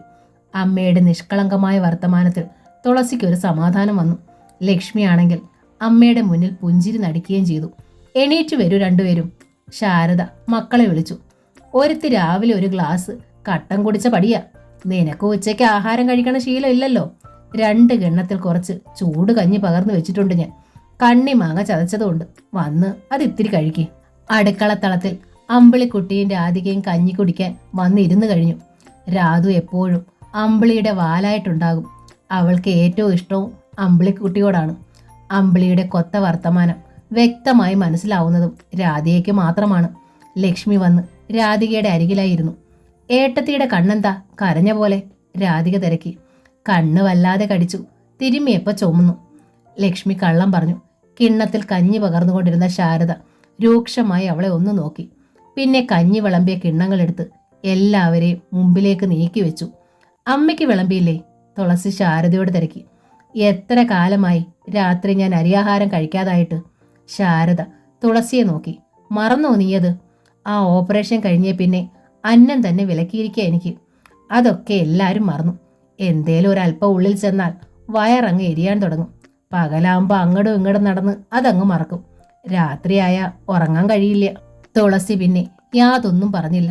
3 വർഷം മുമ്പ് അമ്മയ്ക്ക് ഒരു മേജർ ഓപ്പറേഷൻ കഴിഞ്ഞതാണ്. വയറിനുള്ളിൽ വളർന്ന ഒരു ട്യൂമർ എടുത്തു മാറ്റുകയായിരുന്നു. രക്ഷപ്പെടില്ല എന്ന അവസ്ഥയിൽ നിന്നാണ് അമ്മ രക്ഷപ്പെട്ടത്. രക്ഷപ്പെടണ്ട എന്നായിരുന്നു അമ്മയ്ക്ക്. സ്വന്തം വേദനകളും വ്യസനങ്ങളും അമ്മ മക്കളുടെ അടുത്തേ തീർക്കും. കുടുംബത്തിനൊരു പ്രയോജനവുമില്ലാത്ത അച്ഛൻ അമ്മയ്ക്ക് എപ്പോഴും ദൈവമാണ്. ആ ദല്ലാള് അയ്യപ്പൻ നായരെടുത്ത് ലക്ഷ്മിക്കൊരു പയ്യനെ കണ്ടുപിടിക്കാൻ ഞാൻ പറഞ്ഞിട്ടുണ്ട് കേട്ടോ. ലക്ഷ്മി ഒന്ന് നോക്കിയിട്ട് തുളസിയോടാണ് ശാരദ പറഞ്ഞത്. നിനക്കൊരു ജോലിയായല്ലോ എന്ന ബലത്തിലാ ഞാൻ ആ അറ്റ കൈ കാട്ടിയത്. ഇനി അച്ഛൻ എതിരൊന്നും പറയില്ലായിരിക്കുമെന്ന് തോന്നുന്നു. ഏതായാലും മുരളി അവന്റെ വഴിക്കായി. അവൻ ആ പെണ്ണിനെ മതിയെന്ന് തീർത്ത് പറഞ്ഞിരിക്കണം. ആ സ്ഥിതിക്ക് ഇതിനെ ഇങ്ങനെ വെച്ചോണ്ടിരിക്കാൻ പറ്റുമോ? സൂക്കേടുകാരിയാ ഞാൻ. ഓർക്കാപ്പുറത്ത് എന്റെ കണ്ണടയും മുമ്പ് ഒരെണ്ണമെങ്കിലും ഒരു കര പറ്റി കാണണം എനിക്ക്. നിക്ക് ഇപ്പൊ കല്യാണമൊന്നും വേണ്ട. ലക്ഷ്മി പറഞ്ഞു. അതിനായി അയ്യപ്പൻ നായരുടെ സമയം കളയിക്കുകയും വേണ്ട. എന്തേ നിനക്കിപ്പോൾ കല്യാണം വേണ്ടായിക? ശാരദ ചോദിച്ചു. എന്ത് കണ്ടോണ്ടാ നിന്നെ കല്യാണം കഴിക്കാൻ ആള് വരിക? ലക്ഷ്മി ചോദിച്ചു. ഇവിടെ എന്തുണ്ട് കൊടുക്കാൻ? നിനക്കൊരു ജോലി ഉണ്ടല്ലോ കുട്ടി, ശാരദ ചോദിച്ചു. അസല് ജോലി, ലക്ഷ്മി ചിറി കൂട്ടി. ടെക്സ്റ്റൈൽ ഷോപ്പ് ഉടമ വരണ്ടാന്ന് ഒരു ദിവസം പറഞ്ഞാൽ അത് അവസാനിക്കണ ജോലിയാ. കഞ്ഞി കുടിച്ചു കഴിഞ്ഞ് പാത്രവും എടുത്ത് ലക്ഷ്മി വടക്ക് പുറത്തേക്ക് പോയി. ലക്ഷ്മിയും തുളസിയും ഒരേ മുറിയിലാണ് കിടക്കുന്നത്, ഒരേ കട്ടിലിൽ. അതേ മുറിയിൽ തന്നെ മറ്റൊരു കട്ടിലിൽ അമ്പിളിയും രാധികയും ഉറങ്ങും. അന്ന് ആദ്യം ഉറങ്ങാൻ കടന്നത് ലക്ഷ്മിയാണ്. ഏറ്റവും അവസാനമാണ് തുളസി വന്നത്. അമ്പിളിയും രാധികയും ഉറങ്ങാൻ കാത്തതായിരുന്നു അവൾ. തുളസി വന്ന് അവളുടെ കട്ടിലിനരികിലിരുന്നു. കണ്ണടച്ച് കിടക്കുകയായിരുന്നു ലക്ഷ്മി. ഏട്ടത്തി, ലക്ഷ്മിയെ മെല്ലെ അവൾ തൊട്ടു. ഉറക്കത്തിൽ നിന്നൊന്നോണം ലക്ഷ്മി ഞെട്ടൽ ഭാവിച്ച് കണ്ണുകൾ തുറന്നു. എന്താ ഏട്ടത്തിക്ക് പറ്റിയത്? എനിക്കതറിയണം. കുട്ടികൾ ഉറങ്ങാൻ കാത്തിരിക്കുകയായിരുന്നു ഞാൻ. ഒരു നിമിഷം തുളസിയെ തന്നെ നോക്കി നിശബ്ദം കിടന്നു ലക്ഷ്മി. പിന്നെ തിരിഞ്ഞു കിടന്നുകൊണ്ട് പറഞ്ഞു, ഒന്നുമില്ല കുട്ടി, അന്നേരത്തെ ഒരു മൂടിന് ഞാൻ എന്തോ പറഞ്ഞതാ. കള്ളം. ലക്ഷ്മിയുടെ ചുമലിൽ കൈ വെച്ചു തുളസി. എനിക്കറിയില്ല എൻ്റെ ഏട്ടത്തിയെ. വെറുതെ അതും ഇതും പറയണ ആളല്ല എൻ്റെ ലക്ഷ്മി ഏട്ടത്തി. അളന്നും തൂക്കിയോ എന്തും പറയൂ. നീ ഉറങ്ങാൻ നോക്ക് തുളസി, ലക്ഷ്മി മന്ത്രിച്ചു. ഇല്ല, തുളസി ശടിച്ചു. എനിക്കറിയണം, എൻ്റെ ഏട്ടത്തിക്ക് എന്തോ സംഭവിച്ചിട്ടുണ്ട്. രാവിലെ എന്നെ യാത്രയച്ച ആളേ അല്ല ഇത്. ആകെ മാറിയിരിക്കണം. അതിനു മാത്രം എന്തുണ്ടായി? പുതിയതായി ഒന്നും ഉണ്ടായിട്ടില്ല. ഉണ്ടായതൊക്കെ നേരത്തെയാ. ഇനി അതൊന്നും പറഞ്ഞിട്ട് കാര്യമില്ല. എന്നുവെച്ചാ തുളസിക്കൊന്നും മനസ്സിലായില്ല. എനിക്ക് കൂടി മനസ്സിലാക്കണ ഭാഷയിൽ സംസാരിക്കൂ. നിന്റെ സ്കൂൾ എങ്ങനാ? ലക്ഷ്മി വിഷയം മാറ്റാൻ നോക്കി. നിനക്കിഷ്ടായോ? ഗ്രാമം ആയതുകൊണ്ട് നിനക്കിഷ്ടമുണ്ടാവും. സഹപ്രവർത്തകരൊക്കെ സ്നേഹമുള്ളവരാണോ? അതൊക്കെ പറയാൻ കാത്തിരിക്കുകയായിരുന്നു ഞാൻ. അപ്പോഴല്ലേ ഏട്ടത്തി. എനിക്കപ്പോ എന്തോ ഒരു വട്ട് പിടിച്ചു. ഒരു മനുഷ്യജീവിയല്ലേ ഞാനും. ബാലൻസ് തകർന്നു പോകുന്ന ചില നിമിഷങ്ങൾ എല്ലാവർക്കും ഉണ്ടാവില്ലേ? അതെന്താണെന്ന് പറഞ്ഞൂടെ? തുളസി ആരാഞ്ഞു. അതൊന്നുമില്ല. അല്ലെങ്കിൽ എപ്പോഴെങ്കിലും ഒരു സന്ദർഭത്തിൽ ഞാൻ പറഞ്ഞോളാം. നീ സ്കൂളിലെ കാര്യങ്ങൾ പറയും. ഇനി നീയാണ് ഈ വീടിന്റെ രക്ഷക. ജോലി കിട്ടിയത് കൊണ്ട് ഞാൻ രക്ഷകയാകുമോ? ഏട്ടത്തി തന്നെയാ എന്നും ഇവിടുത്തെ രക്ഷക. ഞാൻ ചിലപ്പോൾ ആരുടെയെങ്കിലും കൂടെ ഒളിച്ചോടിയാലോ? എനിക്കും വേണ്ടേ ഒരു ജീവിതം. സ്ത്രീധന കൊതിയന്മാരൊന്നും എന്നെ തേടി വരില്ലല്ലോ. എന്റെ ഏട്ടത്തി ഒളിച്ചോടുകയോ? തമാശ പറയാതെ. ഞാൻ ഒരാളെ സ്നേഹിക്കുന്നുണ്ട് തുളസി. ശുദ്ധ പടക്കം. തുളസിക്ക് ശുണ്ടി വന്നു. നകുലേട്ടന്റെ എന്റെയും കാര്യം പറഞ്ഞപ്പോൾ മെനഞ്ഞാന്ന് ഏട്ടത്തി പ്രതികരിച്ചത് ഞാൻ ഓർക്കണു. നീ ഭാഗ്യവതിയാ, എനിക്കങ്ങനെ ആരും ഇല്ലാന്നു. ലക്ഷ്മിക്ക് ഉത്തരം മുട്ടി. വലത് കൈത്തലത്താൽ അവൾ മുഖത്തിന്റെ പാതി മറച്ചു പിടിച്ചു. അതുപോട്ടെ, തുളസി സ്നേഹപൂർവ്വം ലക്ഷ്മിയെ തഴുകി. ഏട്ടത്തിക്ക് പറയാൻ ഇഷ്ടമില്ലെങ്കിൽ ഒന്നും എൻ്റെ അടുത്ത് പറയണ്ട. പക്ഷേ എനിക്ക് ഏട്ടത്തിയോടൊരു കാര്യം പറയാനുണ്ട്. അത് കേൾക്കണം. ഏട്ടത്തിയുടെ അഭിപ്രായം പറയുകയും വേണം. ലക്ഷ്മി ആകാംക്ഷയിൽ തുളസിയെ നോക്കി. മറ്റൊന്നുമില്ല, തുളസി പറഞ്ഞു. ഇവിടെ നിന്ന് കൈതാരം സ്കൂളിൽ ദിവസേന പോയി വരാൻ കഴിയില്ല. അതെന്താ? അവിടേക്ക് കൃത്യമായ ബസ്സുകളില്ലാത്രേ. തിരിച്ചുമില്ല. ജീപ്പിലൊക്കെ പോവേണ്ടി വരും. ജീപ്പുകാർ രൂപ കൂടുതൽ ചോദിക്കുകയും ചെയ്യും. അതുകൊണ്ട് അവിടെ താമസിക്കണത്രേ. പുറത്തു നിന്നുള്ള അധ്യാപകരൊന്നും അവിടെ പഠിപ്പിക്കണില്ലേ? ഉണ്ട്, അവരൊക്കെ അവിടെ താമസിക്കുകയാണ്. പക്ഷേ ഹോസ്റ്റലൊന്നുമില്ല. വല്ല വീടുകളിലും പേയിങ് ഗസ്റ്റായി താമസിക്കേണ്ടി വരും. എങ്കിൽ പിന്നെ അത് ചെയ്യണം. ലക്ഷ്മിക്ക് ഒട്ടും ആലോചനയില്ലായിരുന്നു. പ്രാർത്ഥിച്ച് കിട്ടിയൊരു ജോലിയാ. കൈക്കൂലിയൊന്നും കൊടുത്ത് കിട്ടിയതല്ലല്ലോ. അങ്ങനെ കൊടുക്കാൻ നമുക്ക് പണവുമില്ല. ആ സ്ഥിതിക്ക് എങ്ങനെ ഈ ജോലി സംരക്ഷിക്കണം? ഞാനിവിടുന്ന് പോയാൽ എന്താ നകുലം കരയോ? അതല്ല, ഈ വീട്ടിലെ കാര്യങ്ങൾ അമ്മ തനിച്ച് എല്ലാ ജോലികളും. വയ്യാത്തതല്ലേ? ഏട്ടത്തെയും വെളുപ്പിന് പോയി രാത്രിയിലല്ലേ വരണത്. അതൊന്നും നീ ഇപ്പോൾ ഓർക്കണ്ട. താഴെയുള്ള കുട്ടികളെ ഒരു കരയ്ക്കെത്തിക്കണ്ടേ? ഈ ജോലിയാ നിനക്കിപ്പോ വലുത്. നകുലം പോലും രണ്ടാമതാ. സ്വാർത്ഥത കൊണ്ടാവാം ഞാൻ അങ്ങനെ പറയണത്. അപ്പോ വരണാഴ്ച മുതൽ ഞാൻ കൈതാരത്ത് താമസിച്ചാലോ? നീ നാളെ തൊട്ട് താമസിച്ചാലും ഏട്ടത്തേക്ക് സന്തോഷമാ. നീ നന്നായിരുന്നാ മതി. നീ മാത്രമല്ല, ഈ വീട്ടിലെല്ലാവരും സന്തോഷമായിരിക്കണമെന്നാ നിന്റെ പ്രാർത്ഥന. അതിനായി നിന്റെ ജീവൻ കളയാൻ എനിക്ക് മടിയില്ല. കരച്ചിലടക്കാൻ അവൾ പണിപ്പെടുന്നത് തുളസിക്ക് മനസ്സിലായി. ലക്ഷ്മിയെ ചേർത്ത് പിടിച്ചുകൊണ്ട് തുളസി കിടക്കയിലേക്ക് ചാഞ്ഞു. തുളസിയുടെ മുടിയിലൂടെ ലക്ഷ്മി വിരലുകൾ ഓടിച്ചു. ആ കിടപ്പിൽ തുളസി മയങ്ങിപ്പോയി. കട്ടിൽ വല്ലാതെ അനങ്ങിയതുപോലെ തോന്നിയാണ് അവൾ മെല്ലെ ഉണർന്നത്. അപ്പോൾ വാതിൽ തുറന്നടയും പോലെ ഒരു നേർത്ത ശബ്ദവും കേൾക്കായി. ലക്ഷ്മി കിടന്ന ഭാഗത്തേക്ക് തുളസി കൈ നീട്ടി. അവിടെ ശൂന്യമായിരുന്നു. ഞെട്ടലിൽ അവൾ പിടഞ്ഞെഴുന്നേറ്റു. മുറിയിൽ അല്പവും വെളിച്ചമില്ല. തപ്പിത്തടഞ്ഞ് തുളസി ലൈറ്റിന്റെ സ്വിച്ച് ഇട്ടു. മുറിയിൽ വെളിച്ചം നിറഞ്ഞു. ലക്ഷ്മിയേട്ടത്തി മുറിയിലില്ല. അമ്പിളിയും രാധികയും പരസ്പരം കെട്ടിപ്പിടിച്ച് ഉറങ്ങിക്കിടക്കണുണ്ട്. പുറത്തേക്കുള്ള വാതിൽ ചാരിയിരിക്കുകയാണ്. ഓടിച്ചെന്ന് തുളസി വാതിൽ തുറന്നു. ഇടനാഴിയിലൂടെ നിഴലിലൊരു കാലച്ച. ഏട്ടത്തി, തുളസി വിളിച്ചു. പെട്ടെന്ന് നിഴലിൽ നിന്ന് ലക്ഷ്മി മുഖം പുറത്തേക്ക് നീട്ടി. എന്തേ ഏട്ടത്തി? തുളസിയുടെ നേർക്ക് ലക്ഷ്മി നടന്നു വന്നു. അവൾ വല്ലാതെ കിതയ്ക്കുന്നുണ്ടായിരുന്നു. ഒളിച്ചോടാൻ പോയതാ? ആരോടപ്പാ? പറഞ്ഞോളൂ. കൊള്ളാവുന്നവനാണെങ്കിൽ ഞാൻ മിണ്ടണില്ല. ഏട്ടത്തി രക്ഷപ്പെട്ടോളൂ, തുളസി പറഞ്ഞു. പെട്ടെന്ന് ലക്ഷ്മി കൈ നീട്ടി തുളസിയുടെ വായി പൊത്തി. ഒളിച്ചോടിയതാ. ശബ്ദം താഴ്ത്തി ലക്ഷ്മി കിതച്ചു. പക്ഷേ തനിച്ചാ? എവിടെങ്കിലും അറിയപ്പെടാത്തിടത്ത് ചെന്ന് ചാകണമെന്ന് വെച്ചാ? എന്തിന്? ലക്ഷ്മിയുടെ കൈ പിടിച്ചു മാറ്റി തുളസി. ഞാൻ എങ്ങനെയാ മോളെ പറയുക? പറയണം. ലക്ഷ്മിയുടെ കയ്യിൽ പിടിച്ചമർത്തിക്കൊണ്ട് തുളസി ജ്വലിച്ചു. എനിക്കറിയണം. 5 മാസം ഗർഭിണിയാ കുട്ടി ഞാൻ. ഡോക്ടർ പറഞ്ഞു ഇത് ഒഴിവാക്കാനാവില്ലെന്ന്. അബോർട്ട് ചെയ്താൽ ഞാൻ മരിച്ചു പോകുമെന്ന്. ശരിക്കും വിറങ്ങലിച്ചു പോയി തുളസി. ഒരു നിമിഷം കഴിഞ്ഞ് അവൾ തിരക്കി. ആരാ ആൾ? ആരായാലെന്താ? അയാൾക്കൊപ്പം പൊയ്ക്കൂടെ ഏട്ടത്തിക്ക്? അല്ലെങ്കിൽ മാനമായി വന്ന് വിളിച്ചിറക്കിക്കൊണ്ടുപോകാൻ പറഞ്ഞുകൂടെ? രണ്ടും നടക്കില്ല. അയാൾക്ക് ഭാര്യയും കുട്ടികളും ഉണ്ട്, വേറെ വെപ്പാട്ടികളും, പിന്നെ ഒരു വലിയ ടെക്സ്റ്റൈൽ ഷോപ്പും. ഞെട്ടിപ്പോയി തുളസി. അപ്പോ അറിഞ്ഞോണ്ടാണ് ഏട്ടത്തി ഈ കുടുംബം പോറ്റാൻ വേണ്ടിയാ മോളെ? അപ്പോ ഇങ്ങനെയാണോ ഏട്ടത്തി കുടുംബം പോറ്റിയത്? എൻ്റെ ഏട്ടത്തി ഒരു ചീത്തയാണെന്ന് എനിക്ക് വിശ്വസിക്കാനേ കഴിയണില്ലാലോ. ഞാൻ ചീത്തയാണോ എന്ന് എനിക്കറിയില്ല. നിറഞ്ഞൊഴുകിയ കണ്ണുകൾ തുടച്ചു ലക്ഷ്മി. 3 വർഷം മുമ്പ് അമ്മയുടെ ഓപ്പറേഷന് വേണ്ടി അയാൾ പണം തന്ന ഓർമ്മയില്ലേ നിനക്ക്? പലതവണ അവധി പറഞ്ഞ് ഒടുവിൽ ഓപ്പറേഷന്റെ തലേന്ന് ഗോഡൌണിൽ ചെന്നാണ് ഞാനത് വാങ്ങിയത്. അവിടെ വെച്ച് അയാൾ എന്നെ ചതിച്ചു. നമ്മുടെ പാവ അമ്മയുടെ ജീവൻ ഓർത്തിട്ടാണ്. ഇല്ലെങ്കിൽ ആ നോട്ടുകൾ അയാളുടെ മുഖത്തേക്ക് എറിഞ്ഞിട്ട് വല്ല റെയിൽവേ ട്രാക്കിലും ചാടി ഞാൻ ഈ ശരീരം ഇല്ലാതാക്കിയനെ. ഏതോ പേക്കിനാവ് കണ്ട ഭയപ്പാടോടെ തുളസി ലക്ഷ്മിയെ നോക്കി നിന്നു. അന്നു മുതൽ അയാളുടെ കയ്യിലെ കളിപ്പാട്ടമായിരുന്നു ഞാൻ. ഇവിടെ ആരും അറിയാതെ ഒരബോഷം പോലും ഞാൻ സാധിച്ചു. പക്ഷേ ഇക്കുറി ലക്ഷ്മി മുഖം പൊത്തിപ്പിടിച്ചു. ഏട്ടത്തി അകത്ത് കയറി കിടക്ക്, തുളസി പറഞ്ഞു. അകത്ത് കയറി കിടക്കാനാവില്ല മോളെ. എല്ലാം ഞാൻ തുറന്നു പറഞ്ഞത് നീ എന്നെ തടയാതിരിക്കാനാ. എവിടെങ്കിലും അറിയപ്പെടാത്ത സ്ഥലത്ത് എന്ന് ഞാൻ എൻ്റെ ജീവൻ കളഞ്ഞോളാം. ഇല്ല. ലക്ഷ്മിയുടെ കയ്യിലെ പിടി അമർത്തി തുളസി. ഏട്ടത്തി എങ്ങും പോവില്ല. ഈ ജീവൻ എനിക്ക് വേണം. അച്ഛനില്ലാത്ത കുട്ടിയെ ഞാൻ പ്രസവിക്കില്ലേ? ലക്ഷ്മി ചോദിച്ചു.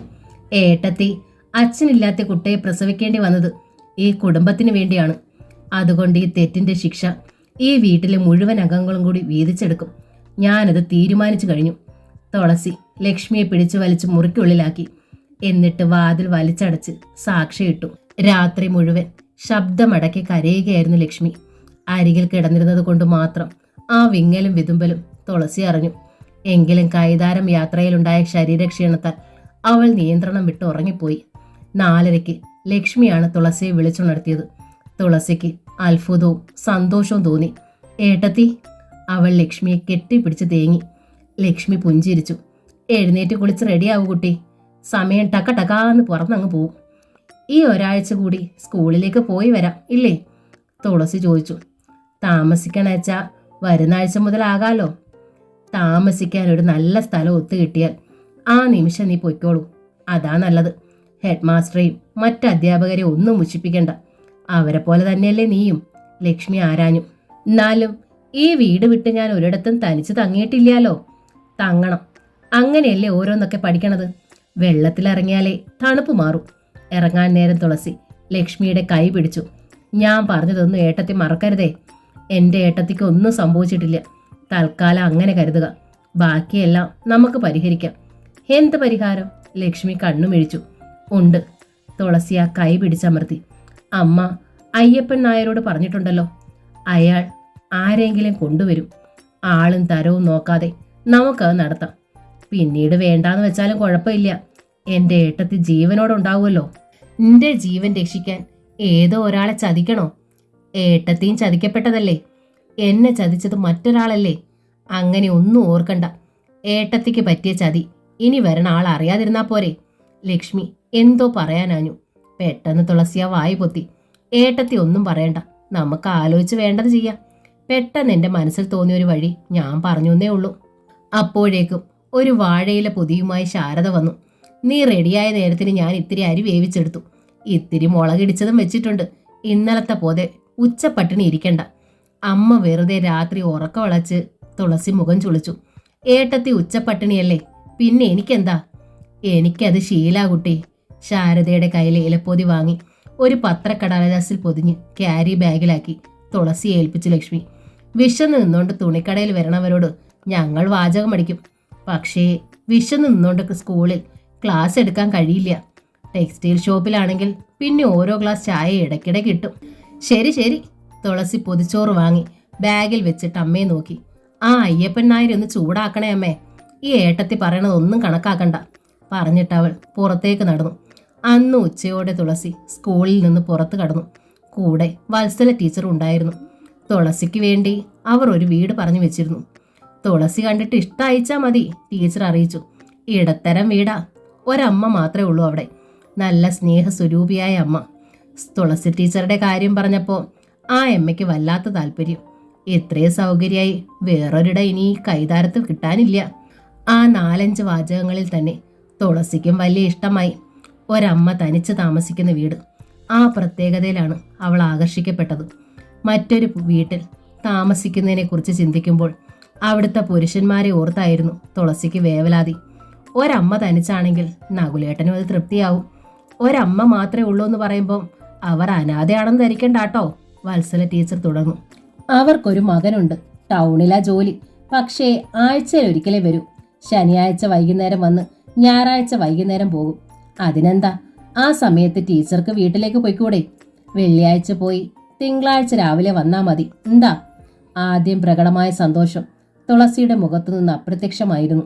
ആണുങ്ങളില്ലാത്ത മറ്റൊരു വീട് ഇനി കൈതാരത്ത് കിട്ടാനില്ല കേട്ടോ, വത്സല ടീച്ചർ ചിരിച്ചു. തുളസി മുഖം കുനിച്ചു. ഈ വീട്ടിലാണെങ്കിൽ മുമ്പ് പേയിങ് ഗസ്റ്റിനെ ഒന്നും താമസിപ്പിച്ചിരുന്നിട്ടില്ലായിരുന്നു. അവർക്ക് ഇത്തരം പേയ്മെന്റ് ഒന്നും വേണമെന്നുമില്ല. തനിച്ച് താമസിക്കണതിലുള്ള വിഷമം കൊണ്ടാവും ഞാൻ ചോദിച്ചുടനെ ചാടി വീണത്. എന്ന് വെച്ച് തീരുമാനം ടീച്ചറുടേതാണ് കേട്ടോ. മൂടിയായി സൂക്ഷിച്ചിരുന്ന ഒരു 4 കെട്ട് വീടായിരുന്നു അത്. മുന്നിൽ പടിപ്പുര, മുറ്റത്തിനരികിൽ കരിങ്കൽ കെട്ടുള്ള കുളം, മുടി മുഴുവൻ വെളുത്ത. ശ്രീകുമാരി അമ്മ ഉമ്മറ ഇറയത്ത് തന്നെ ഉണ്ടായിരുന്നു. വരൂ ടീച്ചർമാരെ. സ്നേഹപൂർവ്വം അവർ വത്സലയും തുളസിയെയും അകത്തേക്ക് ക്ഷണിച്ചു. 4 ഇറയത്തായിരുന്നു ഇരിക്കാൻ സൗകര്യം ഒരുക്കിയിരുന്നത്. കറുത്ത നിറത്തിൽ മിനുക്കിയ നിലം, പോളിഷ് ചെയ്ത ചിത്രത്തൂണുകൾ. ആ ഭംഗിയിലായിരുന്ന തുളസിയുടെ കണ്ണുകൾ. ഭാഗം വെച്ചപ്പോൾ എനിക്ക് ഈ വീടാ കിട്ടിയത്. വീട് മാത്രം, തൊടിയെല്ലാം മറ്റുള്ളവർക്കും. മോൻ്റെ 4-ാം വയസ്സിൽ അവൻ്റെ അച്ഛൻ മരിച്ചതിനാൽ ഞങ്ങൾ തെണ്ടരുതെന്ന് കരുതിയാ എൻ്റെ അച്ഛൻ എനിക്ക് വീട് തന്നതേ. പക്ഷേ ഭംഗിയുള്ള ഈ വീടിനുള്ളിൽ ഞങ്ങൾ കുറേ പട്ടിണി കിടന്നിട്ടുണ്ട്. നിന്റെ മോൻ വലുതായി ജോലി ആയതോടെ ഞങ്ങളുടെ കഷ്ടതകൾ തീർന്നു. എന്നുവെച്ചാലും ഈ വീടിനുള്ളിൽ ഞാൻ തനിച്ചല്ലേ. ഇനി എൻ്റെ കൃഷ്ണൻ ഒരു കുട്ടിയെ കൊണ്ടുവന്നിട്ട് വേണം. ശ്രീകുമാരി അമ്മ നെടുവീർപ്പെട്ടു. അതും ഉടനെ നടക്കൂന്നേ, വത്സല ടീച്ചർ അവരെ ആശ്വസിപ്പിച്ചു. ആട്ടെ, ചെറിയ ടീച്ചർക്ക് വീട് ഇഷ്ടമായോ? ശ്രീകുമാരി അമ്മ തുളസിയെ നോക്കി. ആയി, തുളസി പുഞ്ചിരിച്ചു. എങ്കിൽ ടീച്ചർ ഇവിടെ താമസിച്ചോളൂ. വാടകയൊന്നും തരണ്ട. വെച്ച് വിളമ്പാനൊക്കെ എന്നെ സഹായിച്ചാൽ മതി. ആഹാരവും ഇവിടെ തന്നെ ആവാം. വെച്ച് വിളമ്പലൊക്കെ ഞാൻ ചെയ്തോളാം, തുളസി അറിയിച്ചു. പിന്നെ അമ്മയെന്ന് ടീച്ചറേന്ന് വിളിക്കണ്ട, നിന്റെ പേര് തുളസി എന്നാണ്. ആയിക്കോട്ടെ, ശ്രീകുമാരി അമ്മ ചിരിച്ചു. ഇത്ര ചെറിയൊരു പെൺകുട്ടിയെ ടീച്ചർന്ന് വിളിക്കണമെന്ന് എനിക്കൊന്നും ഇല്ല നിർബന്ധം. പിന്നെ വത്സല ടീച്ചറൊക്കെ പഴയ ആളാ, നാട്ടുകാർക്ക് മുഴുവൻ ടീച്ചറാ. അപ്പോൾ ഞാനായി മാറ്റി വിളിക്കണില്ല. രണ്ടാൾക്കും പരസ്പരം ഇഷ്ടമായ സ്ഥിതിക്ക് ഞങ്ങൾക്കിറങ്ങാലോ, വത്സല ടീച്ചർ തിരക്കി. വരണ തിങ്കളാഴ്ച തുളസി താമസിക്കാൻ വരും. വെള്ളിയാഴ്ച വൈകിട്ടോ ശനിയാഴ്ചയോ രാവിലെയോ മടങ്ങിക്കോളും. എന്തിനേ ആഴ്ച ഓർവും അങ്ങോട്ട് പോണത്? ശ്രീകുമാരിയമ്മ ആരാഞ്ഞു. മാസത്തിൽ ഒരിക്കൽ പോയാൽ പോരെ? കൃഷ്ണചന്ദ്രൻ വരുമ്പോൾ നിങ്ങൾ അമ്മയ്ക്കും മകനുമിടയിൽ തുളസി ഒരു അസൗകര്യമാവില്ലേ, വത്സല ടീച്ചർ തിരക്കി. തുളസിക്കാണെങ്കിലും അതൊരു വിഷമം ആവണ്ട. എന്ത് വിഷമം? ശ്രീകുമാരിയമ്മ കണ്ണു മിഴിച്ചു. പെൺകുട്ടികളെ കണ്ടിട്ടില്ലാത്തവനൊന്നും അല്ല എൻ്റെ കൃഷ്ണൻ. എൻ്റെ ഓപ്പയ്ക്കാണച്ചാ 4 പെൺകുട്ടികളും സുന്ദരികൾ. കല്യാണം കഴിച്ച് അയക്കും വരെ 4 പേരും മാറി മാറി ഇവിടെ വന്ന് നിന്നിട്ടുണ്ട്. പക്ഷേ എന്താ, ആ ഭാഗത്തേക്ക് നോക്കില്ലേ എൻ്റെ കൃഷ്ണൻ? വയസ്സ് 30 കഴിഞ്ഞില്ലേ? കല്യാണം കഴിക്കാൻ പറഞ്ഞാലും കേൾക്കണുണ്ടോ? എനിക്ക് തോന്നണത് അമ്മയെ ഒഴിച്ചൊരു പെണ്ണിനെ അവന് ഇഷ്ടമില്ലാന്നാ. അവർ ചിരിച്ചു. വത്സല ടീച്ചർ പോകാമെന്ന് തുളസിയെ ചൊറിഞ്ഞു. പിന്നെ ശബ്ദം താഴ്ത്തി കാതിൽ പറഞ്ഞു, വർത്തമാനം പറഞ്ഞു നിന്നാൽ ഈ അമ്മ വിടില്ല. സ്കൂളിൽ നിന്ന് നേരത്തെ ഇറങ്ങിയ സ്ഥിതിക്ക് വീട്ടിലെത്താൻ വൈകിയാൽ കുട്ടികളുടെ അച്ഛൻ മുഖം കറുപ്പിക്കും. എങ്കിൽ ഞങ്ങൾ ഇറങ്ങുക. തുളസി ശ്രീകുമാരി അമ്മയെ തൊഴുതു. ഉണ്ടതാണോ ടീച്ചർ? ശ്രീകുമാരിയമ്മ തിളക്കി. ഞാൻ ചോറ് കൊണ്ടുവന്നിരുന്നു, തുളസി പറഞ്ഞു. എങ്കിൽ ചായ ഇട്ടാലോ? ശ്രീകുമാരിയമ്മ പറഞ്ഞു. ചായയൊക്കെ അടുത്ത വരവിന്. വത്സല ടീച്ചർ ഒതുക്കിറങ്ങി നടന്നു കഴിഞ്ഞു. ശ്രീകുമാരിയമ്മ എന്ന നല്ല അമ്മയുടെ മകൻ ഒരു കല്ലുകടിയാണല്ലോ. വൈകുന്നേരം തുളസി സ്കൂൾ വിട്ട് വരും വഴി നാട്ടുപാതയിലൂടെ ഒരുമിച്ച് നടക്കുമ്പോൾ നകുലൻ അവളോട് പറഞ്ഞു, പോരെങ്കിൽ കൃഷ്ണൻ എന്നു പേരും. ആളൊരു ശ്രീകൃഷ്ണനാവുമെന്നോ എൻ്റെ സംശയം. അയാൾ ആര് വേണേലും ആയിക്കോട്ടെ, തുളസി പറഞ്ഞു. വെള്ളിയാഴ്ച വൈകുന്നേരം ഞാനിങ്ങെത്തും. തിങ്കളാഴ്ച തിരിച്ചു പോകൂ. ഞങ്ങൾ തമ്മിൽ പരസ്പരം കാണാൻ പോലും പോണില്ല. അത് കള. നകുലൻ തലകുലുക്കി. തിങ്കൾ മുതൽ വെള്ളി വരെയുള്ള ദിവസങ്ങളിൽ ഒരു സുന്ദരി പെണ്ണ് ആ വീട്ടിൽ വന്ന് താമസിച്ചിട്ട് പോകുന്ന കാര്യം ശനിയാഴ്ച വൈകിട്ടെത്തുന്ന ആ കശ്മലൻ അറിയാതിരിക്കുമോ? അറിയുമ്പോ അവനൊരു മോഹം തോന്നില്ലേ? അമ്മയ്ക്ക് തുണയായി താമസിക്കുന്ന ആ സുന്ദരിയെ ഒരു നോക്കൊന്ന് കാണണമെന്ന്. അതിനായി പിറ്റേ ആഴ്ച വൈകുന്നേരം ഓർക്കാപ്പുറത്ത് അവൻ ആ വീട്ടിലെത്തിയാലോ? തുളസി ശരിക്കും പകച്ചുപോയി. നകുലൻ ഗൗരവത്തിലായിരുന്നു. അയാളോട് സ്വന്തം വീട്ടിൽ വരരുതെന്ന് പറയാൻ തുളസിക്ക് അവകാശമില്ല. നീ എന്തിനാ മോനെ ഇപ്പൊ ഇങ്ങോട്ട് വന്നതെന്ന് ആ അമ്മയും ചോദിക്കില്ല. തുളസി തലയിൽ കൈ വെച്ചുകൊണ്ട് നകുലനെ നോക്കി. ഈശ്വര, എങ്ങനെയൊക്കെ ഈ നകുലേട്ടൻ ചിന്തിക്കണത്? ഞാൻ ചിന്തിക്കണത് തെറ്റാണോന്ന് തുളസി പറയ്, നകുലൻ ആവശ്യപ്പെട്ടു. തെറ്റല്ല, തുളസി മുഖം വെട്ടിത്തിരിച്ചു. പക്ഷേ അയാൾ വന്നാൽ അയാളുടെ മുറിയിലല്ലേ താമസിക്കൂ? ഞാൻ എൻ്റെ മുറിയിലും. സാക്ഷിയുള്ളൊരു മുറിയെ ഞാൻ എടുക്കൂ. സാക്ഷിയിട്ട് ഞാൻ ആ മുറിക്കുള്ളിലിരിക്കും അയാൾ പോകും വരെ. അത് പാടില്ലാന്നാരും പറയില്ലല്ലോ. 1-2 തവണ തുളസി അങ്ങനെ മുറിക്കകത്ത് ഇരുന്നേക്കാം, നകുലൻ സമ്മതിച്ചു. പക്ഷേ എന്നും അതിനാവില്ലല്ലോ. തുളസി മിണ്ടിയില്ല. ക്രമേണ നിങ്ങൾ പരസ്പരം കാണും, നകുലൻ പറഞ്ഞു. മിണ്ടും, പരിചയമാവും, സൗഹൃദമാവും. അങ്ങനെ അങ്ങനെ. തുളസി മുഖം തിരിച്ചു നിന്നു. ഞാനൊരു പാവം റേഷൻ കടക്കാരൻ, നകുലൻ പറഞ്ഞു. ഇടയ്ക്കിടെ അച്ഛൻ്റെ ഒപ്പം മേളത്തിന് പോകും. ഇയാളാണെങ്കിൽ പട്ടണത്തിൽ ജോലി ചെയ്യണ ഉദ്യോഗസ്ഥൻ. ഈ പ്രായത്തിലുള്ള പെണ്ണുങ്ങളുടെ മനസ്സ് ചായുന്നത് അങ്ങോട്ടായിരിക്കും. നകുലേട്ടാ, തുളസിക്ക് കരച്ചിൽ വന്നു. ഇപ്പോഴേ ഇങ്ങനെ പറയാൻ തുടങ്ങിയാൽ ഞാൻ എൻ്റെ ജീവൻ കളയൂട്ടോ. ഇപ്പോഴേ പറഞ്ഞാൽ പിന്നീട് പറയുമ്പോൾ വിഷമം തോന്നില്ലല്ലോ. നകുലേട്ടൻ ഒരു കാര്യം ചെയ്യും, എങ്ങനെയെങ്കിലും എനിക്ക് ഈ സ്കൂളിൽ നിന്നൊരു സ്ഥലം മാറ്റം വാങ്ങിത്താ. ഞാൻ ആലോചിക്കുന്നുണ്ട്. ഒരു മന്ത്രിയെ പിടിക്കാൻ ചെറിയൊരു ചാൻസ് ഉണ്ട്, നോക്കട്ടെ. അതുവരെ ഞാൻ. തുളസി ദീനമായി നകുലനെ നോക്കി. പ്രാർത്ഥിച്ച് കിട്ടിയ ഈ ജോലി ഞാൻ എങ്ങനെയാ കളയുക? എൻ്റെ വീട്ടിലെ അവസ്ഥ നകുലേട്ടൻ അറിയില്ലേ? എനിക്കറിയാൻ തുളസി, നകുലന്റെ ശബ്ദം ഇടറി. നിന്നെ പിരിയാനുള്ള വിഷമം കൊണ്ടാ ഞാൻ. ദിവസേന കാണുന്ന നാം ആഴ്ചയിൽ ഒരിക്കലേക്ക് പിരിയുക. അതിലുപരി നിന്നെ മറ്റൊരുത്തൻ നോക്കണത് പോലും എനിക്ക് സഹിക്കില്ല എന്നറിയാലോ. സ്വാർത്ഥനാവാൻ ഞാൻ. ഇടയ്ക്ക് ഇടുങ്ങിയ മനസ്സുള്ളവനാവാം. പക്ഷേ എൻ്റെ സ്നേഹം അത് നീ മനസ്സിലാക്കണം. എനിക്ക് മനസ്സിലാവണുണ്ട് നകുലേട്ടാ. കരഞ്ഞുകൊണ്ട് തുളസി നകുലന്റെ കൈ പിടിച്ചു. നകുലേട്ടനല്ലാതെ ഒരു പുരുഷൻ എൻ്റെ ജീവിതത്തിൽ ഉണ്ടാവില്ല. ഒരു നോട്ടം കൊണ്ടുപോലും നകുലേട്ടനോട് ഞാൻ ചതി കാട്ടില്ല. തൃക്കയിലെ എൻ്റെ തേവരാണ് സത്യം. എനിക്കറിയാൻ തുളസി നിന്നെ. തുളസിയുടെ കൈത്തണ്ടയിൽ നകുലൻ സ്നേഹപൂർവ്വം തലോടി. ഞാൻ അറിയാതെ എൻ്റെ മനസ്സ് ഇടയ്ക്കിടെ പതറിപ്പോണത് കൊണ്ടാ. സാരയില്ല, ഞാൻ കുറച്ചുകൂടി പ്രാക്ടിക്കലാവാം. നീ കൈതാരത്ത് പോയി താമസിച്ച് ജോലി ചെയ്തോളൂ. മാറ്റം കിട്ടുമെന്ന് ഞാൻ മാക്സിമം ശ്രമിക്കാം. മാറ്റം കിട്ടിയാലും ഇല്ലെങ്കിലും നിന്റെ ലക്ഷ്മിയേട്ടത്തിൻ്റെ കല്യാണം കഴിഞ്ഞാലുടൻ നിന്നെ ഞാൻ എൻ്റെ മാരാത്തേക്ക് കൊണ്ടുപോകും. അന്നേരം ആ ഈ എന്നൊന്നും പറയാൻ പാടില്ല. പറയില്ല, തുളസി പറഞ്ഞു. വാക്ക് വാക്ക്. നകുലന് സമാധാനമായി. ഇനി പൊയ്ക്കോ. ഇരുട്ടായി. നിഴലും വെളിച്ചവും പുണർന്നു കിടക്കുന്ന ഇടവഴിയിലൂടെ തുളസി ഓടിപ്പോയി. അന്ന് ലക്ഷ്മി വൈകിയാണ് മാരാത്തെത്തിയത്. ഇതെന്തേ ഇങ്ങനെ? ശാരദ ലക്ഷ്മിയോട് തിരക്കി. 2 ദിവസമായി, അവസാന ബസ്സിനാണല്ലോ വരവ്.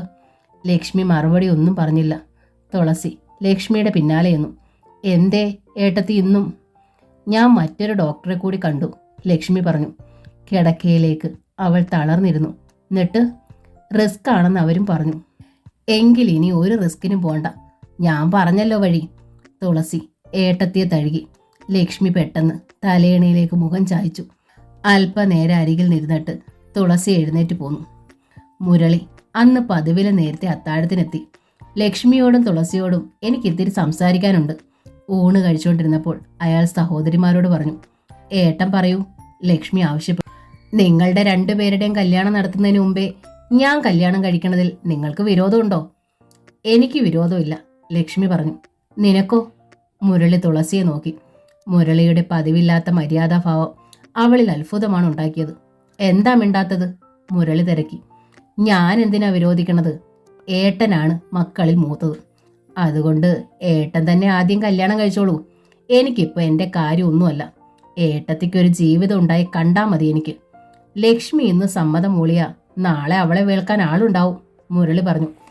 സ്ത്രീധനവും വേണ്ട, പൊന്നും വേണ്ട, സൗന്ദര്യം മാത്രം നോക്കണ എത്ര പേരുണ്ട്. നിനക്കാച്ച സർക്കാർ ജോലിയുമായി. ആ സ്ഥിതിക്ക് എൻ്റെ കാര്യമല്ലേ വട്ടപൂജ്യം.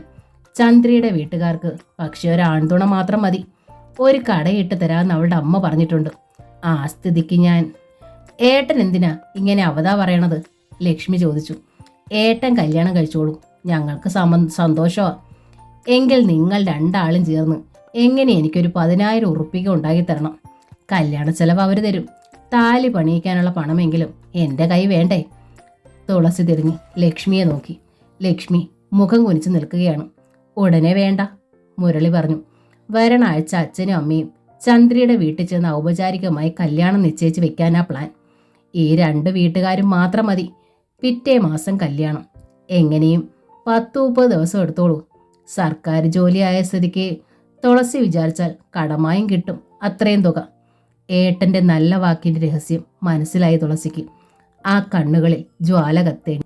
ഏട്ടൻ്റെ കല്യാണത്തിന് വേണ്ടി ഒരു ചില്ലിപ്പണം ഞാൻ എങ്ങൊന്നും കടം വാങ്ങില്ല, അവൾ പറഞ്ഞു. എന്നെക്കൊണ്ട് ആകെ പറ്റുക ഇതാണ്. കൊട്ടത്തളത്തിൽ നിന്ന് ഒരു ചിരട്ട തപ്പിയെടുത്ത് തരാൻ ഞാൻ.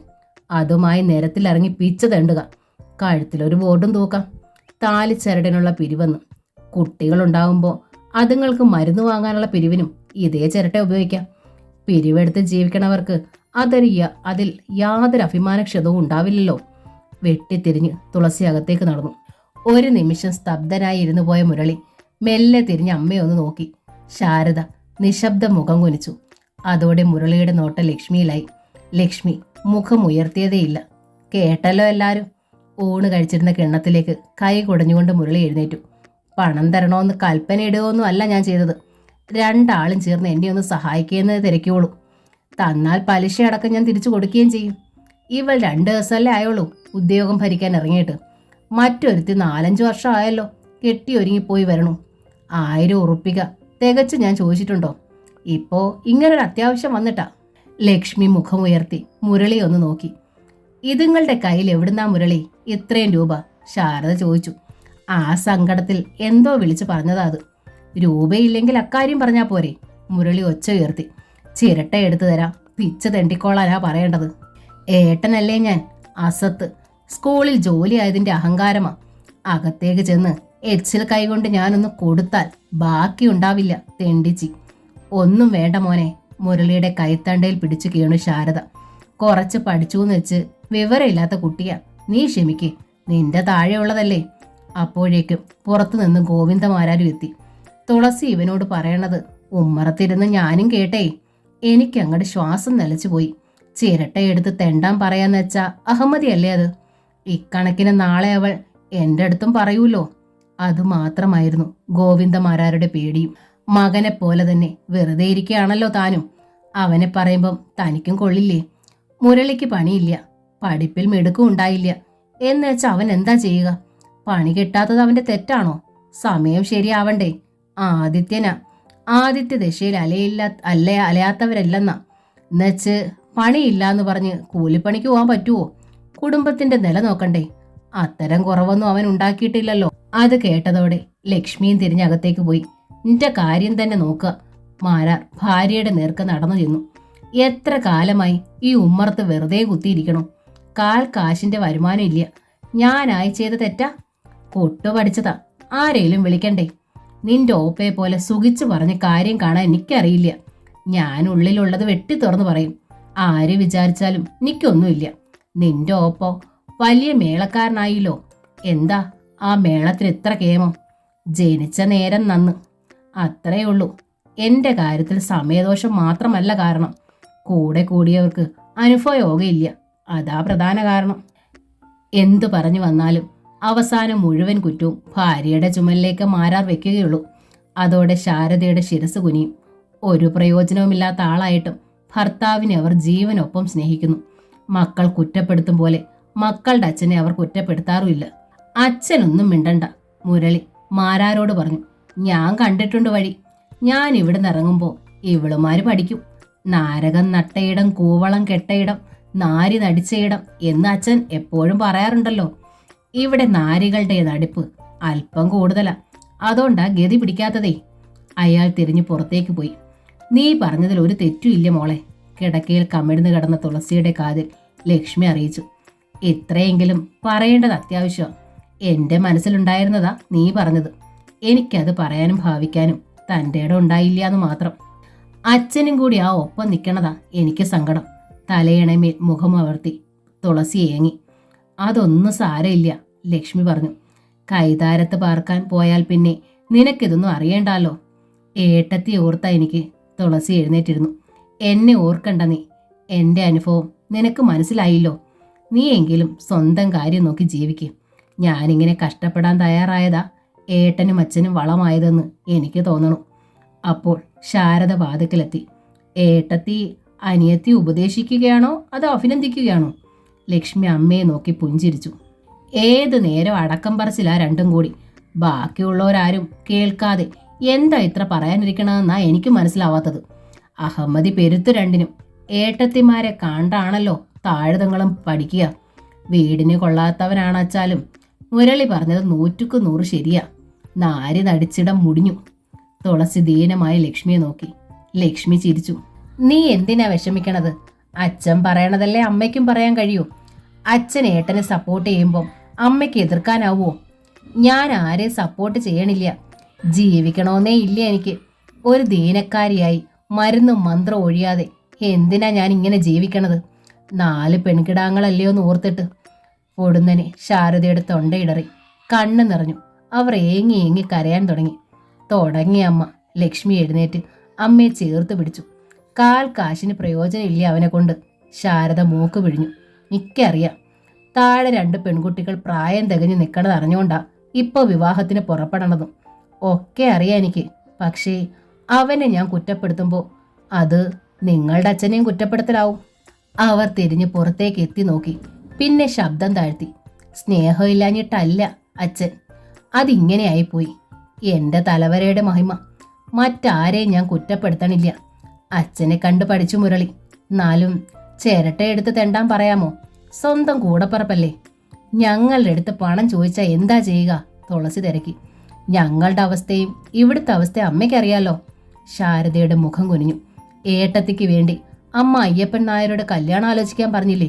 സ്വന്തം കല്യാണത്തിന് താലി പണിയിക്കാൻ കഴിവില്ലാത്ത ഈ ഏട്ടത്തിയുടെ കല്യാണം നടത്തുമോ? പടിഞ്ഞാറേ തൊടിയിൽ വഴിയരികിലുള്ള 10 സെന്റ് വിൽക്കാന്നാ എൻ്റെ തീരുമാനം, ശാരദ പറഞ്ഞു. വഴിയിലുള്ള സ്ഥലമല്ലേ ആളുകൾ വാങ്ങൂ. ബാക്കി ഭാഗം പണയത്തിന് പോലും ആരും വാങ്ങില്ല. വേണ്ട, ലക്ഷ്മി പറഞ്ഞു. നന്നായി കായ്ക്കണ 2 പ്ലാവുകൾ പടിഞ്ഞാറേ വഴിയരികില. അത് വിറ്റാ പിന്നെ അരി വാങ്ങാൻ വിഷമിക്കുമ്പോൾ എന്ത് ചെയ്യും? ചക്കയിട്ട് തിന്നാൻ പറ്റുമോ? അല്ലെങ്കിലും അരി വാങ്ങാൻ വിഷമമുണ്ടെങ്കിലും ചക്കയിട്ട് തിന്നാൻ പറ്റില്ല, തുളസി പറഞ്ഞു. ആണ്ടിൽ മുഴുവൻ കാലവും പ്ലാവ് കായ്ക്കാറില്ലല്ലോ.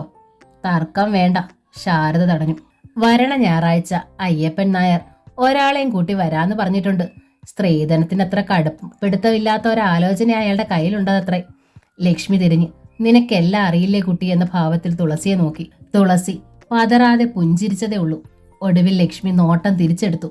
തിങ്കളാഴ്ചയാണ് തുളസി കൈതാരത്ത് താമസിക്കാനായി പോകാൻ തീരുമാനിച്ചിരുന്നത്. അതിന്റെ തലേന്ന് ഞായറാഴ്ചയാണ് അയ്യപ്പൻ നായർ 2 ചെറുപ്പക്കാരെയും കൊണ്ട് കാറിൽ വന്നത്. കാറിൽ വന്നപ്പോൾ കൊള്ളാവുന്നവരാണെന്ന് ശാരദയ്ക്ക് തോന്നി. അവർ അത് ഭർത്താവിന്റെ കാതിൽ പറയുകയും ചെയ്തു. മാരാർ പുച്ഛത്തിൽ ചിരിച്ചു. ഇവിടുത്തെ സ്റ്റാൻഡിലോടണ വാടകക്കാരാ. ബസ്സിൽ വന്നിറങ്ങിയിട്ട് അവരന്തസ്സിന് പിടിച്ചതാവും. 50 രൂപയുടെ ചെലവല്ലേ ഉള്ളൂ. ശാരദയുടെ മുഖം താണു. തുളസിയാണ് ലക്ഷ്മി അണിയിച്ചൊരുക്കിയത്. അനിയത്തിയുടെ സന്തോഷത്തിനു വേണ്ടി ലക്ഷ്മി നിന്നുകൊടുത്തു. ഉമ്മറത്തേക്ക് ചെന്നപ്പോൾ അവൾ ആരെയും ശ്രദ്ധിച്ചില്ല. എന്നാൽ ഒരു സൗജന്യം പോലെ എല്ലാവർക്കും കണ്ടു വിലയിരുത്താനായി വാതുക്കൽ 1 മിനിറ്റ് മുഖം താഴ്ത്തി നിന്നു കൊടുത്തു. പെൺകുട്ടി അകത്തോട്ട് പോയതോടെ മാരാർ ചെക്കനോടും കൂടെയുള്ള ചെറുപ്പക്കാരനോടും പറഞ്ഞു, പെണ്ണിനെ നിങ്ങൾക്ക് ഇഷ്ടപ്പെട്ടാലും 6 മാസം കഴിയാതെ കല്യാണം നടക്കില്ല. കാരണം വരണ ബുധനാഴ്ച പെണ്ണിന്റെ ഏട്ടന്റെ കല്യാണം നിശ്ചയിക്കുക.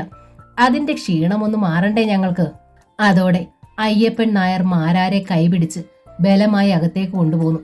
നിങ്ങൾ എന്ത് വർത്തമാനമാ മനുഷ്യ ഈ പറയണത്? കാൽ കാശ് സ്ത്രീധനം കൊടുക്കണ്ട, പിന്നെ നിങ്ങൾക്ക് എന്ത് ക്ഷീണമോ മാറേണ്ടത്? എടോ, തുളസിക്ക് ജോലിയായെങ്കിലും ശമ്പളം കിട്ടി തുടങ്ങിയിട്ടില്ല. അതിനു മുമ്പേ ഇവളുടെ വരുമാനം നിൽക്കില്ലേ? തുളസിക്ക് മാസാവസാനം ശമ്പളം കിട്ടില്ലേ? എന്നിട്ടായിക്കൂടെ കല്യാണം? ആ ചെക്കൻ എന്താണോ ഒരു മന്ദബുദ്ധി മാതിരി? മാരാർ മുഖം ചുളിച്ചു. കാണാനും പോരാ. മന്ദബുദ്ധി മാതിരിയല്ല, അയ്യപ്പൻ നായർ പറഞ്ഞു. ഒരൽപ്പം മന്ദബുദ്ധി തന്നെയാ. അതല്ലേ സ്ത്രീധനമൊന്നും ചോദിക്കാഞ്ഞത്? 6 ആണിൽ ഏറ്റവും ഇളയതാ. ഇവന്റെ മാത്രം കല്യാണം നടന്നില്ല. പെണ്ണ് കിട്ടാഞ്ഞതാവും, മാരാർ പറഞ്ഞു. അതെ, അയ്യപ്പൻ നായർ സമ്മതിച്ചു. അതുകൊണ്ടല്ലേ ഒന്നും വേണ്ടാന്ന് പറഞ്ഞ് ഇങ്ങോട്ട് വന്നത്. ഇടത്തരത്തിൽ സ്വത്തുണ്ട്. ഈ പയ്യന്റെ കാര്യം നോക്കാൻ ഒരാൾ മതി അവർക്ക്. മാരാർ മര്യാദയ്ക്ക് നിന്നാൽ അവർ ഇങ്ങോട്ടെന്തെങ്കിലും തരാനും തയ്യാറായിന്ന് വരും. മാരാരുടെ കണ്ണുകൾ വിടർന്നു. നേര് നേര്. അയ്യപ്പൻ നായർ കൈ കൊടുത്തു. മാരാർ തിരിഞ്ഞ് സന്തോഷത്തിൽ ഭാര്യയെ നോക്കി. തുലാഭാരം എന്ന നോവലിന്റെ ഈ ഭാഗം ഇവിടെ പൂർണ്ണമാവുകയാണ്. ഈ നോവൽ നിങ്ങൾക്ക് ഇഷ്ടമായെങ്കിൽ ലൈക്ക് ചെയ്ത്, ഷെയർ ചെയ്ത്, സബ്സ്ക്രൈബ് ചെയ്യണേ. താങ്ക്